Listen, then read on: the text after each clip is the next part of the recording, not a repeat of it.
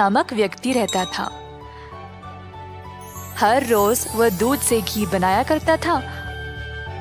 अपने शुद्ध और मजेदार घी के लिए कृष्णा बहुत मशहूर था। घी ले लो, शुद्ध देसी गाय का घी ले लो। और 1 किलो घी के लिए मांगा। कृष्णा गया उसके पास। कृष्णा भाई, मुझे 1 किलो घी चाहिए। शुद्ध था तो वह अपने आप को रोक ही नहीं पाया। सुंदर ने और घी लेने का निर्णय लिया। रुको कृष्णा, मुझे तुम 1 नहीं 2 किलो घी दे देना। पता नहीं बाद में बचेगा या नहीं। तुम्हारा घी सबसे शुद्ध है और मुझे स्वादिष्ट मिठाई बनाने में मदद करता है। ओ बढ़िया जी, धन्यवाद सुंदर साहब।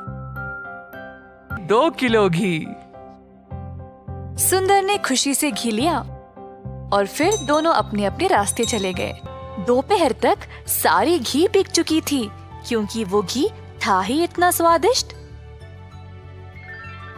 अपनी कमाई लेकर कृष्णा अपने भाई कुशल के पास दूध खरीदने गया ताकि वह अगले दिन के लिए और घी बना सके। हर रोज कुशल देखता था कि उसका भाई बहुत घी बेचकर अच्छा पैसा कमा रहा था और उसका कारोबार दिन पे दिन और भी ज्यादा बढ़ने लगा। भाई, मुझे 5 लीटर दूध चाहिए घी बनाने के लिए। ओह, अभी तो मेरे पास नहीं है 5 लीटर। क्यों ना तुम शाम को आ जाओ, मैं तुम्हारे लिए बाजू में रखूंगा। कृष्णा के निकलने पानी लेके आए। देखा कमला, कृष्णा की तो किस्मत ही बदल रही है। दोपहर में ही इसने सारी घी बेच डाली और दूध के लिए वापस आया था।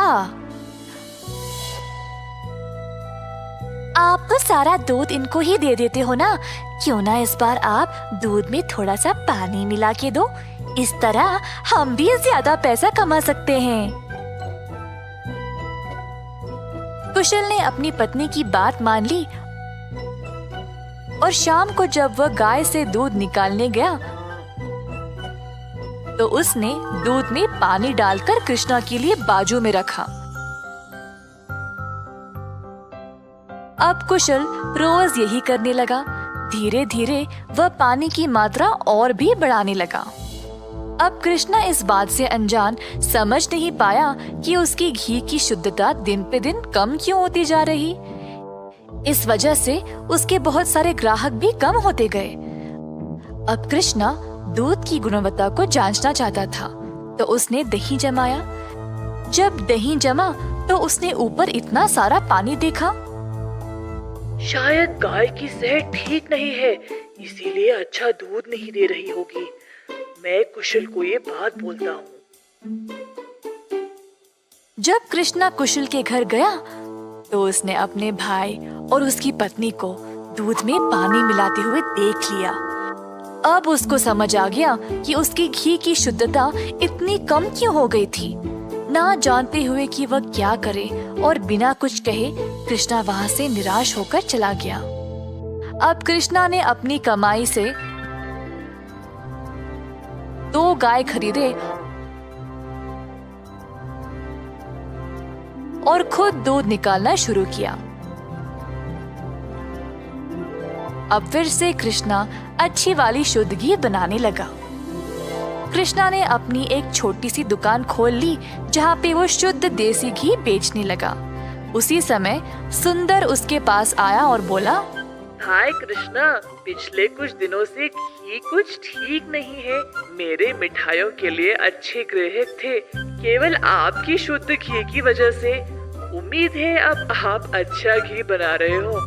मैं चाहता हूँ कि मेरे ग्राहक वापस आ जाए। आप ये 2 गाय देख रहे हो, ये मैंने ही लाए हैं अब खुद दूध निकालने। अब से मैं ही दूध निकाल रहा हूँ, तो आज से घी भी सबसे बढ़िया मिलेगी। जैसे दिन बीतते गए अब कृष्णा से और लोग घी खरीदने लगे। कुछ ही दिनों में कृष्णा ने और गाय खरीदे। उसने कुछ नौकरों को अपनी दुकान पर काम पे भी लगाया, हाथ बटाने के लिए। अंततः कृष्णा काफी अमीर बन गया और ईमानदारी से अपना कारोबार चला रहा था। इसी दौरान कुशल, जिसने अपने ही भाई की प्रतिष्ठा को बर्बाद करने की कोशिश की, गांव में अपने मिलावटी दूध के लिए पकड़ा गया। अब कुशल दूध भी नहीं बेच पाया और जल्द नुकसान में पड़ गया। उसे समझ नहीं आया कि अब वह क्या करे। कुशल को अपनी गलती का एहसास हुआ और अपने भाई से माफी मांगने गया। उसने कृष्णा से भीख मांगी माफी के लिए और नौकरी के लिए, ताकि वह अपने कर्जों को चुका सके।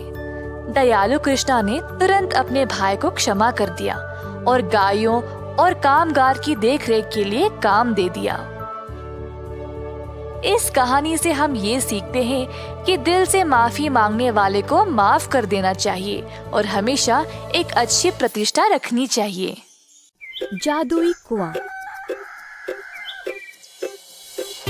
कई साल पहले एक छोटे से गांव में था एक जमींदार अरविंद नाम का। वे बहुत अनुशासित थे। हर रोज सवेरे मुर्गे के कुकड़कू बोलते समय ही जाग जाते थे।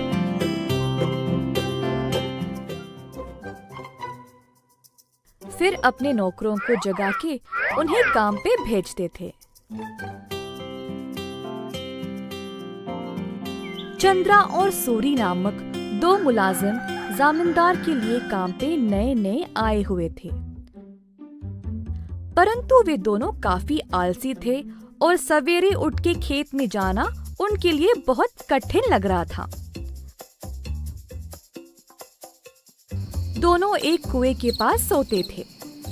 एक दिन चंद्रा ने सूरी से कहा, हाय रे, हर रोज सवेरे जाग के जाना बहुत ही कठिन काम है ना।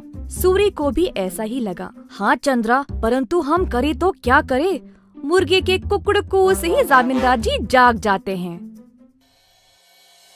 अरविंद जी ने इन दोनों का व्यवहार ध्यान से और चुपचाप से जांचा। आखिरकार उन्होंने एक दिन उन दोनों को सबक सिखाना चाहा। एक दिन जब दोनों सो रहे थे, कुएं के अंदर से आवाज आई, सूरी, कितनी देर और सोओगे? उठो और काम पे निकलो।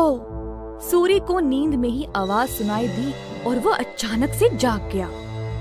बाजू देखा तो चंद्रा आराम से सो रहा है। सूरी को समझ नहीं आया कि ये आवाज कहाँ से आई। बुरा सपना मान के वो फिर से सो गया। अगले दिन की बात है और दोनों उसी कुएं के पास सोए थे। इस बार कुएं वाली आवाज चंद्रा को सुनाई दी। वो भी अचानक से जाग गया। आसपास देखा तो सूरी आराम से सोया था।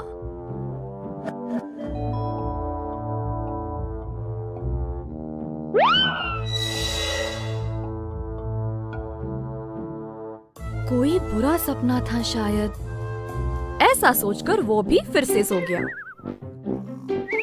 अगले दिन जब वे दोनों फिर से वहीं पे सो रहे थे, अचानक से एक खतरनाक आवाज सुनाई दी। दोनों एक साथ जागे और डर गए, एक दूसरे को देखने लगे। भाई सूरी, आपको भी सुनाई दिया क्या? हाँ चंद्रा, मैं बहुत डर गया।